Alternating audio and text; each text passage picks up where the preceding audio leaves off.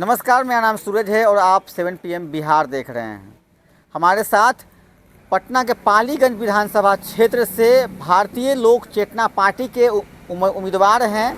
नाम है इनका आनंद कुशवाहा जी, और हम इनसे जानेंगे कि आनंद कुशवाहा जी से कि पालीगंज विधानसभा क्षेत्र में चुनाव लड़ रहे हैं। कितना बड़ा चैलेंज है यहाँ चैलेंज ये है कि आपको यहाँ एसडीओ मैम निर्वाचन पदाधिकारी बहुत ईमानदार और अच्छी मैम है। उनके नीचे स्तर का जितने भी पदाधिकारी है, जैसे इलेक्शन ऑफिसर है, वो पूरा भ्रष्ट हैं।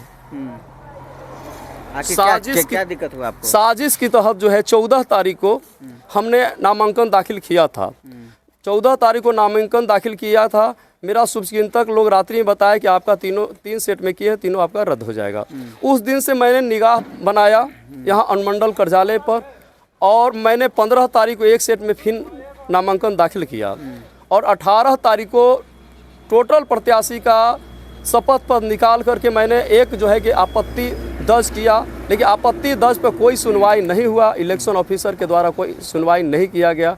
स्क्रूटनी में बहुत से साथी को नोटिस भी किया गया था, बहुत से साथी को प्रत्याशी को फ़ोन करके भी बुलाया गया था, लेकिन नहीं सुना गया। जिसका मर्जी उनका था उनको स्वीकृति किए, जिनका मर्जी नहीं था उनको अस्वीकृत किए, और जो है कि वो किसी विशेष प्रत्याशी को, किसी पर्सनली वो जाति से आते हैं, उस विशेष प्रत्याशी को जिताना चाहते हैं। अच्छा, ये आखिर आपको दिक्कतें जो हो रही है क्या? आपको तो सिंबल वगैरह सब मिल चुका है, क्या दिक्कत कहाँ हो रही है? परमिशन यहाँ लोकतंत्र की हत्या हुई है। सुप्रीम कोर्ट का आदेश है कि 50% से नीचे रद्द होना चाहिए, ऊपर नहीं जाना चाहिए, लेकिन यहाँ 50% से ऊपर रद्द हुई है, क्योंकि 29 प्रत्याशी है जिसमें 15 हो गए हैं, तो 50% से ऊपर हो गए। दूसरी चीज़ है कि शपथ पत्र के टिप्पणी 3 में स्पष्ट लिखा हुआ है कि कोई भी कॉलम सादा न छोड़ें, चाहे लागू नहीं या सुन उसमें लिखें। अगर उस हिसाब से देखा जाए और सारे बिंदु को जांच किया जाए तो 28 प्रत्याशी का फॉर्म रद्द हो सकता था और मैं निर्विरोध चुना जा सकता था।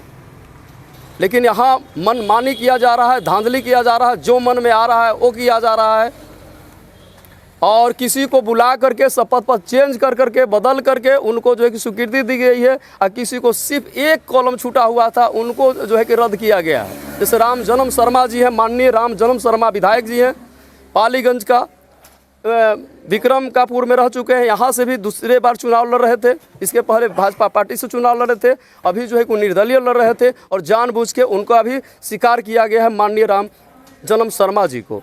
उनका भी मात्र एक कॉलम सादा था और उनको रद्द कर दिया गया है। उनको कोई सूचना नहीं दिया गया, कोई स्क्रूटनी में नोटिस नहीं किया गया। ये दुर्भाग्य है यहाँ का। अच्छा, एक बात बताइए, आपको चुनाव मैदान में हैं, आपके सामने जो है जदयू, भाजपा, महागठबंधन, बड़ी बड़ी पार्टियां हैं, और आपकी पार्टी अभी बिहार में कहें तो नई है, क्योंकि भारतीय लोक चेतना पार्टी जो है अभी कहीं कभी चुनाव लड़ी नहीं। आपको तो कितना बड़ा चैलेंज दिख रहा है? आपको बता देता हूँ, आज नौजवान साथियों, मेरी माँ, बहन, भाई, पिता तुल नौजवान साथी आज इस विधानसभा में यहाँ का जो विडंबना है, जो सिस्टम बना हुआ है, भ्रष्टाचार का जो अंचल प्रखंड में जो बना हुआ है, उससे बहुत त्रस्त हैं। कोई भी काम कराने जाना हो तो बिना चढ़ावा के नहीं होता है। अगर राशन मिलता हो तो राशन ऐसा मिलता है जो आदमी खा नहीं सकता है। ये स्थितियाँ हैं, विडंबना है। तो सारे साथी देख रहे हैं, चाहे सत्ता पक्ष हो चाहे विपक्ष पक्ष हो, दोनों जो है सत्ता में रहे हैं, बिना सत्ता में नहीं रहे। वर्तमान में लोग 30 साल से बिहार में सत्ता में काबिज हैं, और पालीगंज के तमाम साथियों से मैं अपील करता हूँ, माताओं से, बहनों से, पिता से, भाई से मैं अपील करता हूँ, या मेरे चाहने वालों से अपील करता हूँ कि मात्र एक बार मुझे सदन में भेजने का काम किया जाए। अगर मैं काम नहीं करूँगा तो 5 साल के बाद, 5 साल के बाद मैं वोट आपके यहाँ मांगने नहीं आऊँगा, आपके दरवाज़ा पर नहीं आऊँगा, क्योंकि मैं 14 घोषणा पत्र किया है, 14 घोषणा पत्र मैं दिया हूँ। 14 घोषणा पत्र पर ही सिर्फ मेरे द्वारा कार्य किया जाएगा। क्या समस्याएं यहाँ पे आपके विधानसभा क्षेत्र में क्या क्या मुख्य समस्या है जो आप अगर सत्ता में आते हैं तो जनता के बीच आप करेंगे? अंचल एवं प्रखंड कार्यालय को भ्रष्टाचार से मुक्त दिलाना है, जनता दरबार लगाकर समस्या का समाधान करना है, थाना एवं न्यायालय के चक्कर से बचाना है, राशन चावल गेहूं अच्छा वितरण कराना है, प्रत्येक ग्राम में स्वास्थ्य केंद्र स्थापित कराना है, प्रत्येक ग्राम में लाइब्रेरी स्थापित कराना है एवं सरकारी विद्यालय में निजी स्कूल की तरह शिक्षा की व्यवस्था स्थापित कराना है, प्रत्येक ग्राम में कचहरी स्थापित कराना है, प्रत्येक ग्राम में राजस्व कर्मचारी एवं पंचायत सचिव एवं प्रशासनिक पदाधिकारी को बैठने के लिए भवन स्थापित कराना है, ITI कॉलेज स्थापित कराना एवं वीडियो रिकॉर्डिंग के साथ इंटरव्यू लेकर नौकरियां पंचायत एवं अंचल लेवल पर डायरेक्ट बहाली कराना है, एम्स अस्पताल स्थापित कराना है, लड़का एवं लड़कियों के लिए रोजगार की व्यवस्था स्थापित करना है, उद्योग स्थापित करवाना एवं पलायन रोकना है। बिहार में 90 के दशक से काम कर रहे राजस्व मित्र को अनुभव के आधार पर प्रत्येक पंचायत में अनुभव पर बहाली हेतु विधानसभा में प्रस्ताव रखना है। बिहार में प्रत्येक ग्राम में राजस्व मित्र सहायक की बहाली की मांग हेतु प्रस्ताव रखना है। किसान को सिंचाई हेतु पानी एवं बिजली खाद बीज की उत्तम व्यवस्था स्थापित करना है। ये आपका मोमेंडो है जो आप सत्ता में आते हैं तो आप जनता के लिए आप जी 14 पॉइंट पर मैंने वर्क करूँगा यहाँ। 14 पॉइंट पे आप? हाँ 14 पॉइंट पर बात करूँगा। अभी आप जनता के बीच जा रहे हैं, जनसंपर्क कर रहे हैं, कितना प्यार जनता का मिल रहा है? बहुत बढ़िया प्यार मिल रहा है, बहुत बढ़िया प्यार मिल रहा है। मेरा कई एक वीडियो भी चल रहा है, कई एक चैनल वाले चला भी रहे हैं साथी भाई, और उससे बहुत प्यार भी मिल रहा है। लोग इज्जत मान सम्मान सब चीज़ दे रहे हैं। तो देखिए ये आनंद कुशवाहा जी हैं जिन्होंने अपना मोमेंडो बताया आप लोगों के बीच, और भी कुछ लोग हैं, इनसे बात करेंगे। क्या इस बार पालीगंज में बदलाव होगा? बदलाव होगा। कैसे? स्थिति के अनुकूल लग रहा है? हाँ पक्का। तो सामने दो बड़े बड़े दल हैं, उससे कोई कुछ भी नहीं होगा। एक NDA और दूसरा महागठबंधन। नहीं, बदलाव होगा। दोनों ही आपकी पार्टी से बहुत मजबूत दिख रही है। देखने से क्या होगा, बदलाव होगी। बदलाव होगी। आपकी जो पार्टी है, क्योंकि नई पार्टी है, लोगों को थोड़ा सोचना पड़ेगा। उससे कोई दिक्कत नहीं है। कोई दिक्कत नहीं है, बदलाव होगी। बदलाव होगी। तो क्या कहेंगे, जनता आप लोग पर कैसे भरोसा करेगी? जनता का काम और विकास पर निर्भर करता है और चाहत रखता है।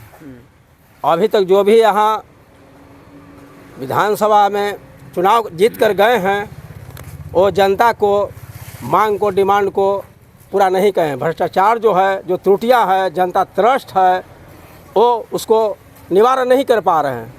हमारे भारतीय लोक चेतना पार्टी के आनंद कुमार उर्फ आनंद कुशवाहा जी हैं, जो इन्होंने बीड़ा उठाया है कि एक ऐसा यदि हम लोग को विधानसभा में एक बार मौका दिया जाए तो सारी समस्या का निदान के लिए अथक तथक सारा शक्ति लगाकर मैं प्रयास करूंगा कि जनता को जितनी कमी है, त्रुटि है, जो परेशान है, त्रस्त है, जैसे ब्लॉक में देखिएगा, बिना किसी पूजा चढ़ावा का ब्लॉक में किसी प्रकार का जो काम है, काम मैं कितना बताऊं, या कहीं भी जहाँ जहाँ काम है, जनता को इतना दौड़ना करना पड़ता है कि प्रताड़ित करके उसको क्रश कर देता है। मजबूर होकर के उसको पदाधिकारी कर्मचारी से मिलकर चढ़ावा देकर अपना काम बाध्य होकर कराना पड़ता है।